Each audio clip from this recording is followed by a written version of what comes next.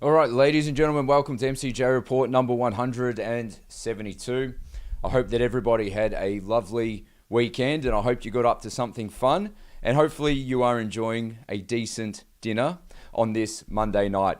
So I would like to welcome everybody to the show. We are connected live now across 3 platforms. That's right, as we do on MCJ Report, Facebook, YouTube, and Rumble. Now, of course, being independent media, it's always good if we can have a bit of a hand getting the word out there. So please go ahead and share the broadcast, get the word out there, because we like to tackle things from a somewhat different perspective as opposed to what you might see on the good old-fashioned regular TV. Alrighty, so I can see a bunch of you tuning in, a lot of familiar names out there, some new names. Welcome to the show, and we've got a few things to talk about this evening, ladies and gentlemen. So what is on the agenda? Well, we're going to go through some Freedom Party of Victoria updates. That's right. This will be a weekly feature on the show. Things are moving really quickly and we're really excited about some of the events that are transpiring. We're also going to have a bit of a talk about the privatisation of VicRoads, or as the government might refer to it as a, quote, partial privatisation, but we're going to have a bit of a chat about that and what that may mean for Victorians and for motorists moving forward. Also, we'll have a bit of a talk about the ambulance shortages, but maybe more specifically what's not being said. And also tonight on the show, we'll be joined by Aidan McLindon, who will be giving a presentation on the Victorian education crisis. That's right. So we've got a few things on the agenda for this evening, ladies and gentlemen, but some other topics. I think a few of you may have been made privy to the fact that the incitement charges have been dropped against Monica. That's right, the incitement charges from last year, of course, a huge deal and a huge traumatic event that resulted in Monica going to jail for 22 days in solitary confinement. Well, Victoria Police have turned around and they've said, well, we're going to drop the charges, or should I say the Office of Public Prosecutions has actually determined or have stated that it is not in the best interest of the public to keep these charges going and to keep this investigation heading along. So I have to admit, never did I expect this to happen in a million years. I thought they were a dog with a bone. They weren't going to let go of it. And we see this also happening with some other cases as well. We saw Sol, I believe his incitement charges were dropped. We saw Avi Yamini receive an apology letter for a few different circumstances that involved himself and Victoria Police. So we weren't really expecting to see an apology. But the fact that these incitement charges have gone, ladies and gentlemen, I think is a major sign that the situation is changing and we have a lot of positivity on our side. So I would say this is absolutely proof that miracles do happen, and I think we're all very relieved and excited about it. But I dare say that the best is yet to come. Alrighty, folks. So anyway, let's get stuck into some headlines, shall we, and start smashing through it. I'm just going to make sure that we're all connected here. I can see the comment section there on Rumble is going as it should. I see a bunch of you on Facebook chatting away. So once again, give the broadcast a good share. Let's get it out there. And let me get to it, ladies and gentlemen. Alrighty, so what do we have first on the agenda? All right. Daniel Andrews brings in new health measures to help under siege paramedics. All right, so I wonder what these measures are. And I wonder if Daniel Andrews has come up with some sort of solution for these long wait times for these patients that are arriving at emergency ward and those who are waiting for extended periods of time for an ambulance. What do you think? Let's have a look. New measures have been brought in to help Victorian paramedics as the state continues to battle a COVID health crisis. Alrighty, so it says here, Premier Daniel Andrews announced the Victorian Virtual Emergency Department's capacity would be doubled as part of a $162 million health package. All right, so what are we talking about here? Virtual Emergency Department. So if you're in a health emergency, you might not need an ambulance. You might just have to jump on Zoom and get your advice, and hopefully you don't die. What exactly is the government investing in, ladies and gentlemen? Put your thoughts in the comments. All right, moving down the article here. We have an average case that goes through virtual emergency department can take anywhere between, say, 40 to 60 minutes. So waiting around for your Zoom call to connect or whatever software they use. And that's the entire case time. When we transport people to hospital, we can see that extend up to 8 or 9 hours. Alrighty, so what do you think, ladies and gentlemen? Do you think this is a reasonable solution to the ambulance crisis? Or do you think this is just the government masquerading, spending our money without having any real idea whether or not these so-called virtual services will achieve their objectives? What do you reckon? Moving along here, the article goes on to say, quote, it comes after multiple ambulance red codes have been declared in the state this year due to COVID and flu-related staff shortages. More than 10,000 staff from across the healthcare system were furloughed in the week of July alone, with a workforce furlough up to 47% since June 2020. All right, so what's happening is we've got a bunch of staff, despite having all their jabs and following protocol, producing an absolute a bunch of positive PCR test results. They're being told to go home, and the result is quite disastrous. So the government's response is, let's funnel millions of dollars into a virtual service and everything will be just fine. What do you think, folks? Put your thoughts in the comments. All right, moving along here. Hospitals hit pause on some surgeries as doctor says delays are torture. So again, this is all in relation to sending huge amounts of staff members home, and it's resulting in huge delays for elective surgery, and lots of people are suffering and they continue to suffer. And it really makes you wonder, don't you think it would be a great time for the government to maybe conduct a press conference and to release some infection fatality reports, provide some analysis into infection fatality rates, maybe give the public a little bit of perspective in relation to the exact situation, what's going on. But I don't think they're going to do that. That's what our job is. So once again, this is independent media and this is why we do what we do. All right, moving along here. What do we have? Alrighty, so this is what I wish the government would talk about. So I'm going to run through this with you. Okay, so we can talk about hundreds of millions of dollars and virtual health assessments in order to replace the ambulance shortage. I would love to see the government really take a keen interest in natural health and natural immunity. What do you think, folks? Raise your hand. How do you think that sounds? How do you think Big Pharma would feel about it? I don't know. I'm just asking the question. I don't know how they think.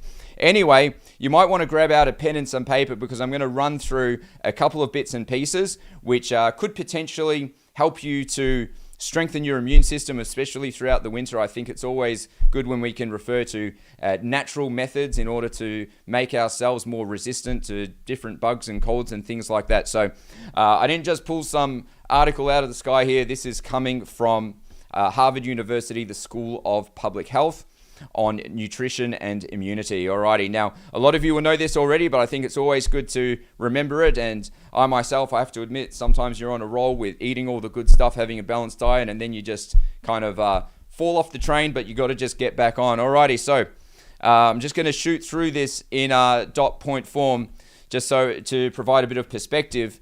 Someone give the message to Daniel Andrews. Anyway, I'm waffling on, so I'm going to get to it. What factors can depress our immune system? Old age, environmental toxins such as smoking, other particles, and air pollution, excessive alcohol, excess weight. Okay, this is a really important one. This is one that's really not spoken about enough, and it's considered a bit of a taboo topic to speak about excess weight, but it's certainly something that should be a broad conversation.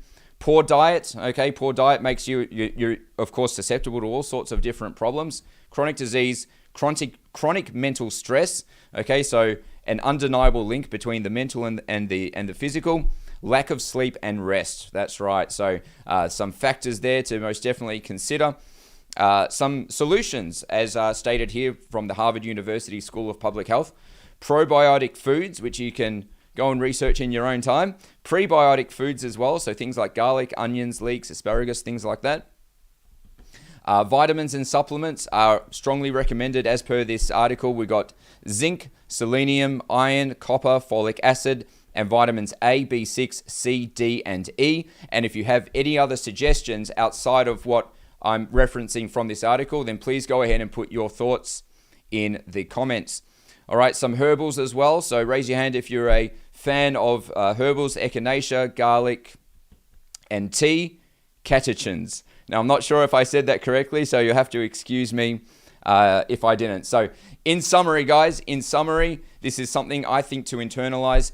Eat a balanced diet, don't smoke, drink alcohol in moderation, perform moderate, regular exercise, aim for 7 to 9 hours of sleep nightly, aim to manage stress, wash your hands throughout the day. All right, now the reason I'm going through this is because the government won't. The government is more interested, of course, in peddling whatever narrative of the day, making sure that people keep their eyes and ears on the television, make sure that people stay compliant. So these are the types of changes what I would like to see in government. So who knows? Maybe a bunch of us will get elected in November and we'll be able to actually bring this to the forefront of Victorians' minds. Who here thinks that would be a nice change? Raise your hands. All right, moving along here. More than 60 billion lost on pokies in the past 30 years across Victoria. That's right. We've got the anniversary of the pokies machines in Victoria, guys. $60 billion. Let me ask you a question. How many lives have the pokies destroyed? How many families have been ripped apart? How many home loans have been destroyed? How many homes have been repossessed by the banks? How many divorces have pokies addictions resulted in during this 30 years? What type of damage have these machines inflicted upon our societies? I guess we'll never truly know. I don't think the data exists in relation to this particular vice, but I can tell you it's a great form of revenue for the government. They quite like it. I'm fairly certain that Victoria has more pokies machines than most places throughout the world. In fact, in December, there was $250 million down the pokies machine. So what do you think, guys? Do you think that the pokies should remain in our state? Would you prefer to see perhaps a designated gambling destination where people had to travel to specifically in order to play pokies? Do you think they should be available on every single street corner? I'd like to know what you think. In my view, they cause a lot more harm than good. I mean, once in a while, if you put $5-10 in, I suppose what's the harm? But if you walk into an RSL, a pub, the type of characters you'll see on the pokies, I think there's a decent chance that the pokey machines are not serving any type of good service to society. And this is something that I'm very keen on tackling. And it's an issue that Aidan McLindon actually brought up many years ago when he was in Parliament. And I think you can expect to see us tackling this moving forward. All right, moving along here. A mass migration. Victorians leave the state at record rates in pandemic. That's right. So over the past few years, and this has been leading up to the inception of COVID-19 under the governance of Daniel Andrews and his buddies, and I suppose they are buddies because they like to sit around and make a bunch of rules, not necessarily putting those rules through Parliament. We've seen over 100,000 Victorians leave our state. Okay, to me, this is heartbreaking. This is a far cry from Melbourne once being the, quote, world's most livable city. And it's a very sad state of reflection on our governance and what has happened to the quality of life in Victoria. Now, we of course, would very much like these people to return. And the main reason for that, I think, folks, is that we are facing an extraordinary opportunity this November. We know the numbers are there. Myself and the team at Freedom Party of Victoria, we are working right now very hard, and don't give up just yet, folks, because every person that leaves Victoria, that is one extra person that could be voting against Dan, his colleagues, and those who are destroying our state. All right, so don't give up. Stay in Victoria. Stay in the fight.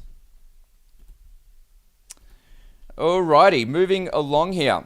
COVID-19 vaccines, all right? So no MCJ report would be complete, of course, without touching on some COVID stuff. COVID-19 vaccines affected 42% of women's menstrual cycles, study shows. All right, so this is coming from 9news.com.au. So what are we talking about here? This was largely spoken about back in 2021. There were a huge amount of concerns raised regarding this particular topic. And there wasn't a huge amount of coverage from the mainstream media back then. But if you go and do a bit of a Google search, you'll find that all the mainstream media outlets are now covering this story, 9, 7, you name it, the lot. So what do we have here? What do we have? COVID-19 vaccines were found to affect about 42% of women's menstrual cycles in a new study run by Washington University. The study, which sought to shed light on reports of unusual menstrual bleeding after receiving a SARS-CoV-2 vaccination, surveyed more than 39,129 adults online after they were double vaccinated against the virus. It found that 42% of people with regular menstrual cycles bled more heavily during their period after having the vaccinations than they had previously. Alrighty, so no, women were not imagining these things. Now let's just have a little look at an article that was published not all that long ago, a little bit earlier this year at the tail end of January. The TGA, so that's the Therapeutic Goods Administration, finds, quote, limited evidence COVID-19 vaccines cause changes to women's menstrual cycles. So I would very much like to know what studies the TGA referenced. Did they conduct their own studies? And if so, how many participants and who did it involve? I think that we're seeing a bit of a changing in reporting. So what do you think that means, ladies and gentlemen? Once again, I just put it out here. I'll show the contrast between today's news and yesterday's news. Put your thoughts in the comments. All right, an international headline here before we get stuck into our segments. From the Netherlands, the Dutch government imposes agricultural cutbacks and farmers revolt. So what are we talking about here? We're talking about government intervention in the agricultural industry. All right, so let's just have a bit of a look here.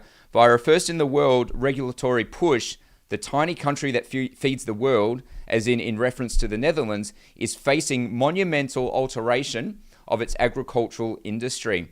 Okay, so what this is in relation to is climate policy. That's right, climate policy that is setting targets for certain reductions in certain emissions at the expense of granting extraordinary powers to the government to expropriate private farms from private farm owners as a means of reducing certain emissions. Okay, now the legislation, as it appears at the moment, grants very little rights or protections to the farms and the farm owners, and it's very concerning.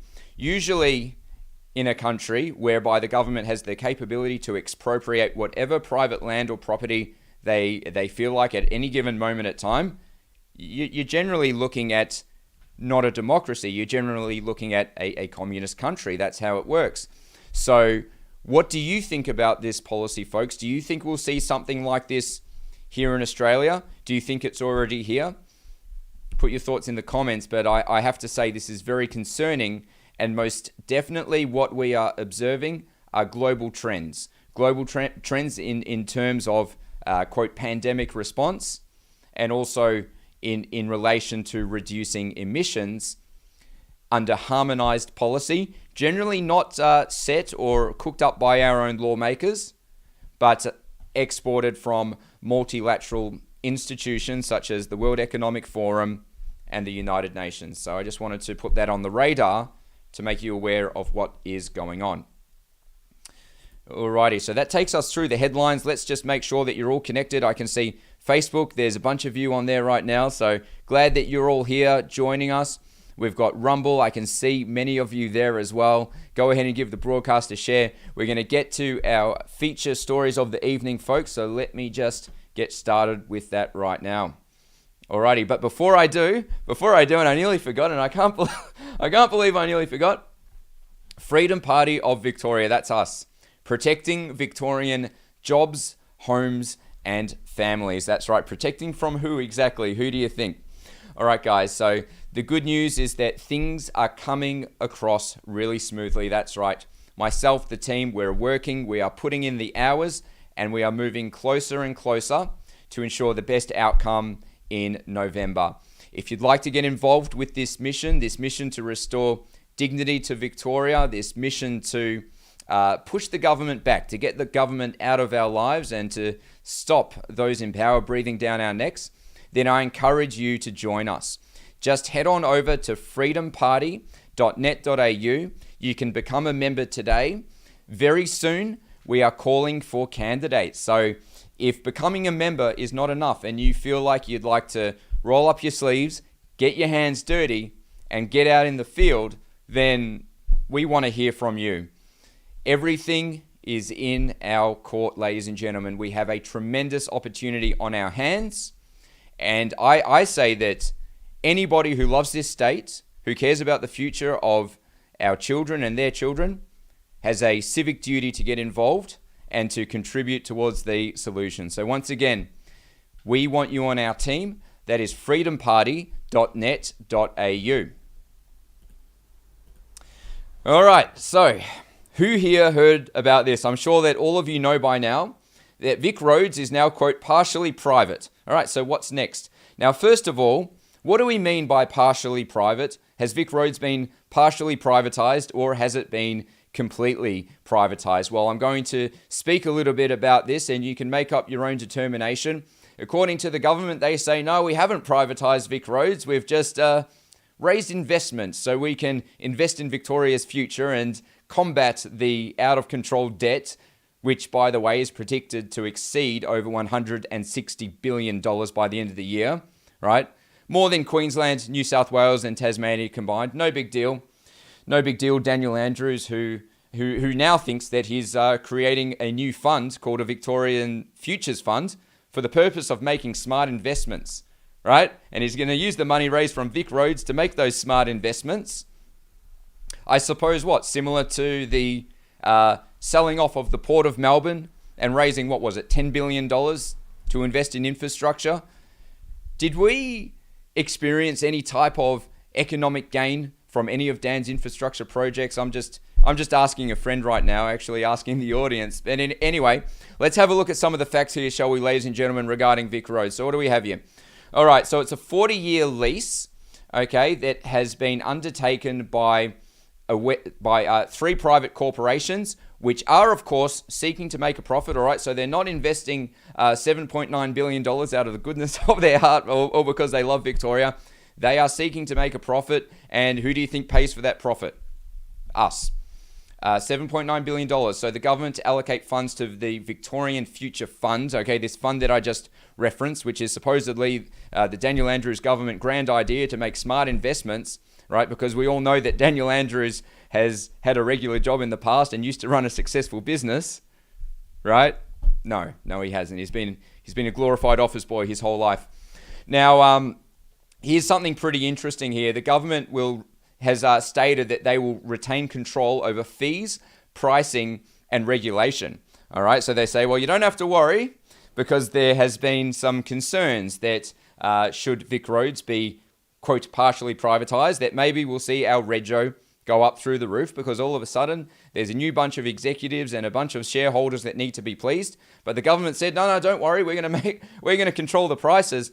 Well, that's all very well and good, ladies and gentlemen, but how are we to know that the government will not be influenced by the investors, right? How are we to know that there's not going to be some sort of meeting behind closed doors where we've got some representatives from Macquarie Asset Management sitting down with some ministers saying, you know what, we really need to increase rego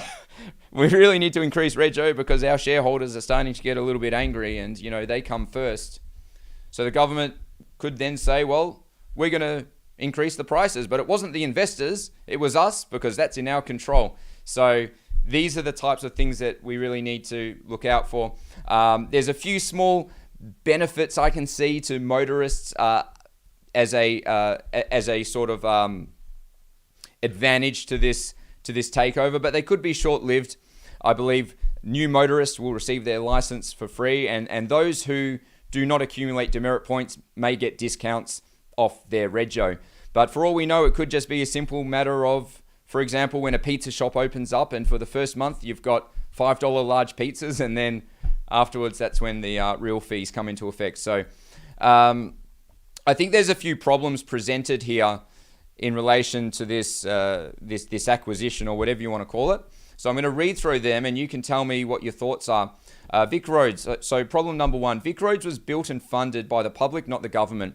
Okay, so this is something that really irks me when we experience these privatizations. The government effectively acts as its own private corporation and appears to make unilateral decisions regarding what they sell and, in a lot of cases, what they buy. Now, you need to remember that these public assets are exactly that. They are public owned. VicRoads was built by we the people, funded by we the people, and is operated by we the people. So how can the government possibly take an asset like that from us and go and sell it to a bunch of banks and superannuation funds? We weren't consulted, and we do not have any way of guaranteeing that A, it won't affect our service, and that B, the proceeds raised by the government will be invested in a meaningful way in order to provide decent returns to Victoria. Okay. We also have here, investors are seeking profit. How will this impact motorist expenses and influence related government policy? All right, so I think the waters are a bit muddied now. In which ways will the government increase taxes in order to make up for loss of VicRoads revenue? That's right. So of course, with the proceeds of VicRoads now going to a bunch of private investors, that means, of course, less revenue to the government. Now, is the government going to take it on the chin, or will they seek to increase taxes or regulations or property taxes or business taxes? Well, we don't know. They haven't told us, but I think you can most definitely expect the government attempting to make up this shortfall somewhere else, and I think it's going to hurt our hip pocket. Next point here. How can the Victorian public have confidence that Andrews and Co will invest the $7.9 billion wisely? Think the Titles Office, which was privatised and sold for $2.9 billion. Where did that money go? And the Port of Melbourne for $9.7 billion. Much of that used for infrastructure projects, which I dare say have not provided any type of meaningful economic return for Victoria. I mean, just look at our debt. Daniel Andrews can keep funneling all the money he wants into roads and bridges, but until Victorian businesses are truly stimulated and given a true advantage and true tax breaks in order to incentivize productivity, then I dare say Victoria will just continue to spiral downwards. I think that's why Daniel Andrews was so enthusiastic about signing the Belt and Road Initiative with the Chinese Communist Party, because if that deal went ahead, he wouldn't have to worry about the budget. He wouldn't have to worry about further privatizations. He'd have an open checkbook with the Chinese Communist Party, build everything that is in his dream, I suppose, of this huge all-encompassing metropolis, and then he'd go and retire somewhere and wouldn't have to deal with it. Well, that hasn't exactly happened, and we are indeed left with a mess. And once again, that's why we all need to dig deep, roll our sleeves up, get involved. We need people in office who actually understand economics, people who understand how to incentivize Victorian businesses, how to incentivize economic growth, how to diversify, how to promote growth in regional areas. I'm telling you, this government is not fit for purpose. I would not trust them to invest $50, let alone $7.9 billion, especially when the so-called, what do they call it, a future fund will be, contributions to this fund will also consist of further privatizations of Victorian public land, all right? So there's another grand idea by the government of today. Let's give the fund a boost by taking land that belongs to the public, we the people, selling it off to God knows who and popping that in the fund. I don't like it. I don't buy it. It needs to stop. So, ladies and gentlemen, get ready for an absolute battle this November. All right, now what do we have next? All right, ladies and gentlemen, our next segment of the show, we are very happy to once again be joined by Aidan McLindon. That's right, Aidan, a former member of the Queensland Parliament, and he has thrown his hat in the ring to take on the man himself, Dan Andrews, for the seat of Mulgrave. Aidan also has an extensive work history in the field of education, and today he's going to do a talk on Victoria's education crisis, a crisis that many may not be all that privy to, and I suppose perhaps the government wouldn't want you to be. So folks, I'm going to go to the intro screen, and when it comes back, Aidan will be here, and I think you're going to be quite shocked in what he has to tell you. So stay tuned for 1 minute, and he'll be right here.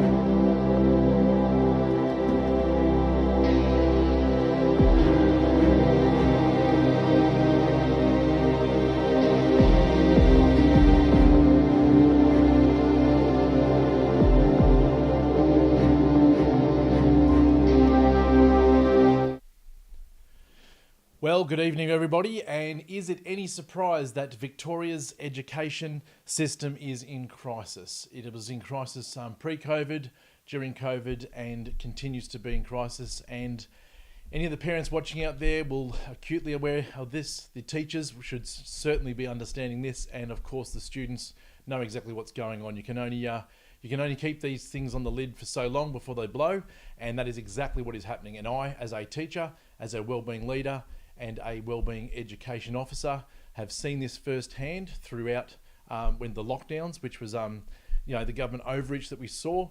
One of the examples of that, just if you're looking at an example from each, the parents were extremely stressed. They couldn't have whether they had internet connection problems, whether they were trying to get things right and trying to plan their work around their children being at home or their child at home. There was monumental stress on everybody. Extra pressure on students because some of them may be introverted or had problems with being visible in the class by everybody, including other parents. So the whole dynamic had shifted. So this compacted a lot of problems, and of course there were still many children at school who attended on site. And a big shout out to all those teachers. You know who you are, and I know who you are. And I tell you what, you kept showing up through the whole lockdowns to those students. Smaller schools had 30, 40, 50 at any one time. The larger schools had anywhere between 150 and 200 students because their parents or their parent was in the frontline services, so they had to attend school. And of course, when the mask mandates came in, that's when absolutely the segregation began to happen, because of course, if those students that for whatever reason it was at the time, who had the letter from their parents not to wear those masks, of course they were the ones that were teased and picked on. I saw it with my own eyes, where they were deemed germy, people didn't play with them, and the segregation happened on the playground. The pressure happened on the home front, and of course the teachers were constantly juggling a completely different dynamic that they'd never been privy to before. So the pressure in those three facets, of course, compounded the effect. But what we are seeing now is all of a sudden, a lot of the news outlets are saying, well, hang on, we've actually got a serious problem in the education system itself, separate to the COVID problem. Of course, it's compounded it, but now we're saying, well, what is actually going wrong?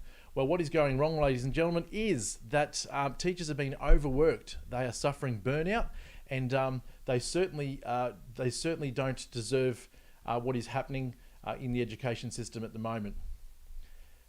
And so what we're seeing is the professional development of teachers is one of the key things that is constantly put down them all the time.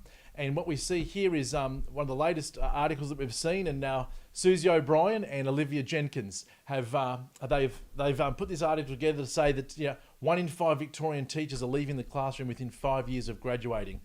Look, that can be argued that it's up to 50%. There's certainly studies been that have recent studies. They're saying the federal government inquiry had also found that 1 in 3 back in 2019, 1 in 3 teachers were leaving before they hit 5 years in the profession.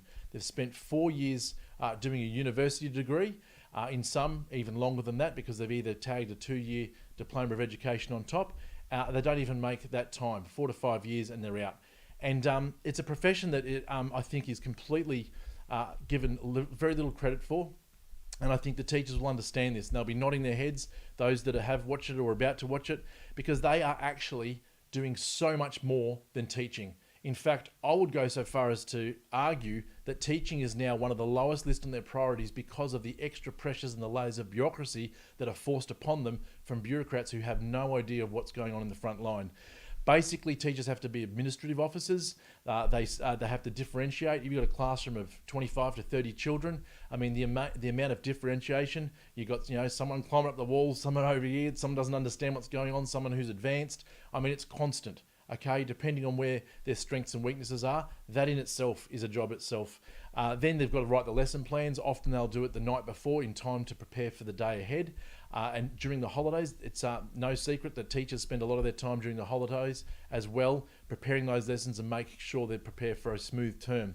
And unfortunately, they're now acting in a reactive space because there's ongoing modules and compliance and updated child safety, and they really are having to fight 10 battles at once. But the most important battle that they find is effectively they are co-parenting, because for a lot of these children at school, it's their safe zone. And so when you're co-parenting, you are helping them socially, emotionally, mentally, spiritually. You're doing so much more than trying to scaffold their education. And because of this, we have seen education ministers right across Australia, not just in Victoria, who do not have a sound grounding in what is happening on the front line. They have unrealistic expectations. So all the traits, all these traits that the teachers are having, what they have is they're acting reactively, and then right down to the bottom, then hopefully they can resonate some education. So it's no secret that they're burnt out. It isn't a secret. And I think, a big shout out to all those teachers out there, the ones that have gone through hell and back in the last 2 years, despite that's separate to the mandates. And, there's a lot of teachers who had to, they got violated and they didn't want to have a trial drug put into their body. But of course they had to put food on the table, they got mortgages, and the undue rest, the duress that they were put into was absolutely disgraceful. And I'll tell you what, I've dealt with a lot of schoolyard bullies, and it's chicken feed to me, but I'll tell you who the biggest schoolyard bully in is Victoria, and that's none other than the member for Mulgrave, Daniel Andrews. And that is what has primarily motivated me to go straight to the line that has done absolutely nothing for this state. He's nothing but a schoolyard bully, and individually he is extremely weak. And without his bureaucrats who are making all these mistakes, He hides behind them and uses them as cannon fodder. But I'm now challenging him to a debate in the education sector of what's happening in Victoria. And I say, you choose the venue, Daniel, and I will be there, because you need to understand what's happening to these teachers and the students and the families and what they're going through. It's not a plaything anymore. This is serious. So this takes us up to the next issue that, well, surprise, surprise, what happens here is, what are we going to do? Well, unfortunately, and I know from first hand because I was in the Catholic system, that put off over 1,000 teachers since October 14. That's right, over 1,000 teachers in the Melbourne region in the Catholic system alone. Now, they only have 20,000 teachers, so that's a very big bottom line that have gone because they didn't meet the criteria. When I say gone, they weren't stepped aside. Their jobs were not protected. They were terminated. That's very, very serious here. On no grounds, they signed a contract and then they were terminated for something that was not in their contract when they started. And I dare say that there'll be many lawsuits and the legal eagles are sitting on the sideline. It might take 6 months, it might take 12 months, it might take 2 years, but justice will prevail. And those people in these positions of power who had a responsibility to these people who had those employment, they will be answerable for their actions. And of course, the Freedom Party, will certainly be seeking justice for not just the education sector, but every sector that has been affected in this manner.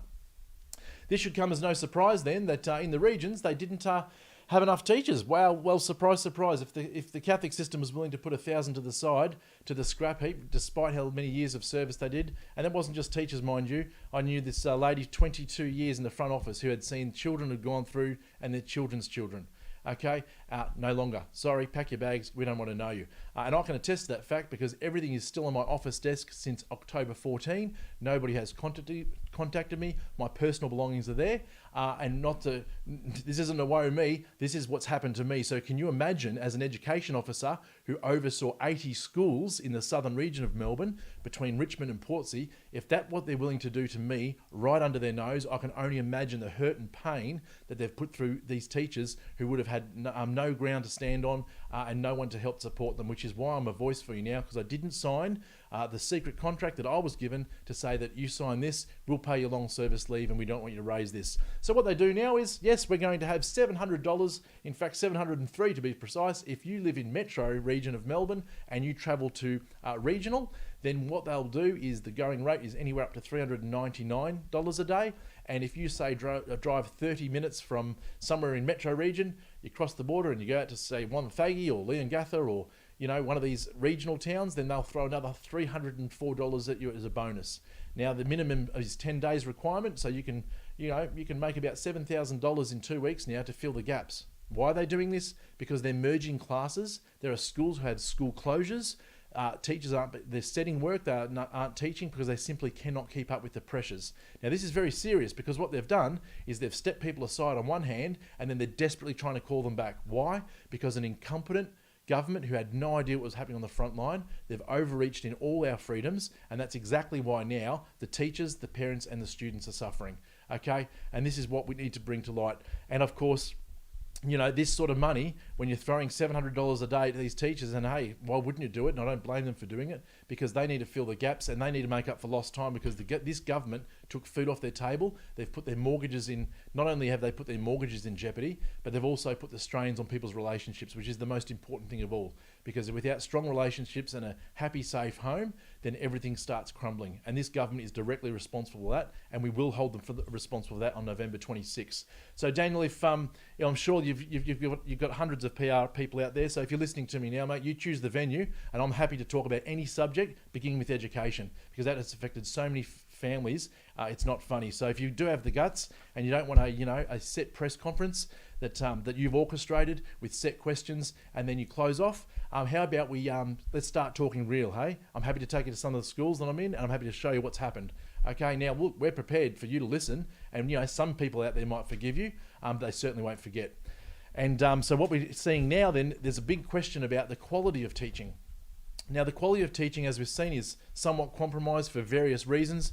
But one thing that I think is absolutely critical, and that is because when you look at the teacher pay rates, so most teachers, it's a 4-year education degree. So you could actually graduate from year 12 and then go to university for 4 years. And at 22 years old, you could be teaching anywhere from prep right up to year 12. So some your students are 4 years younger than you. Okay, this is the system that we've got. Now, I'm not saying there's some decent 22-year-old teachers out there. Absolutely there is.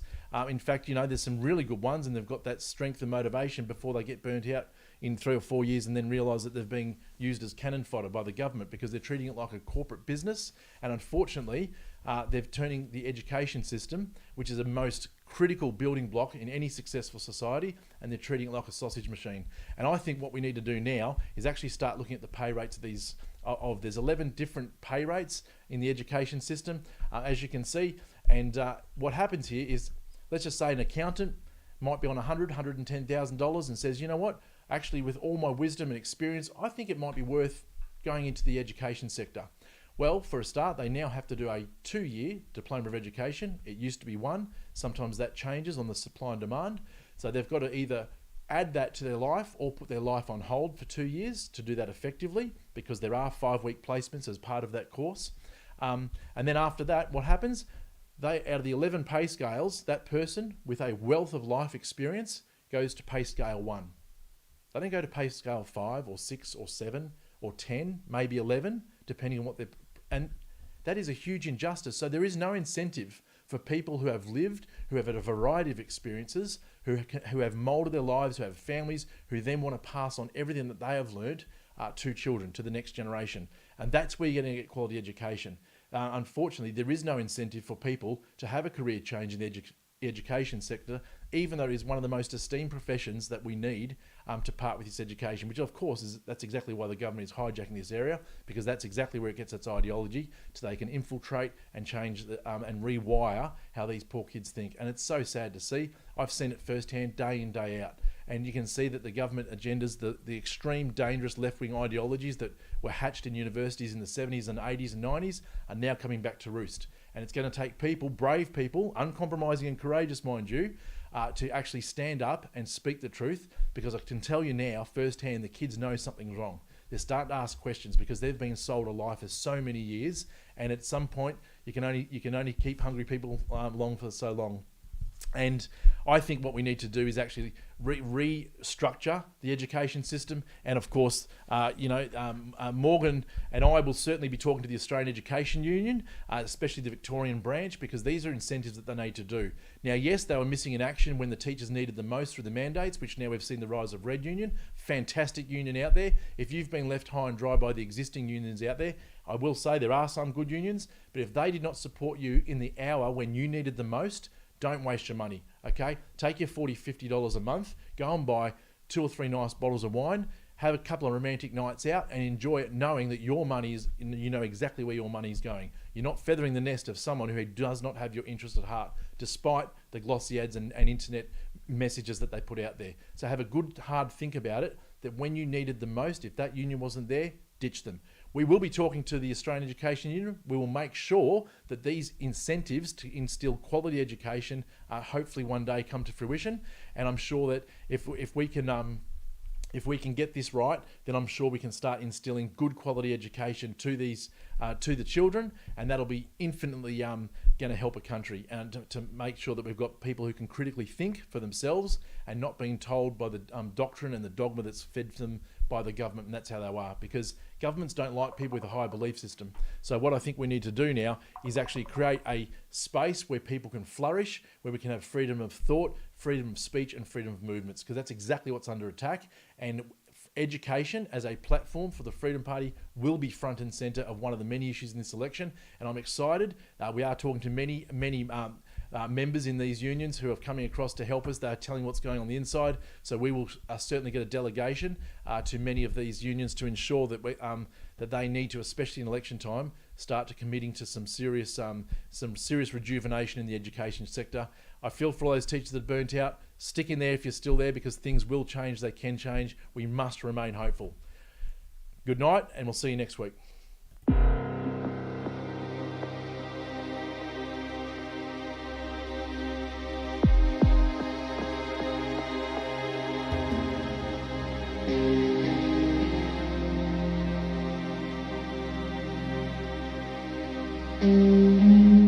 All right, ladies and gentlemen, a big thank you to Aidan for sharing your insight with us here on MCJ Report. And I think we can all agree that the most important people in our societies and communities are, of course, our children. We want them to have the best, and they shouldn't have to suffer due to the incompetence of the government. All right, now that just about brings us to the end of the show, ladies and gentlemen. So I'd like to thank everybody for tuning in.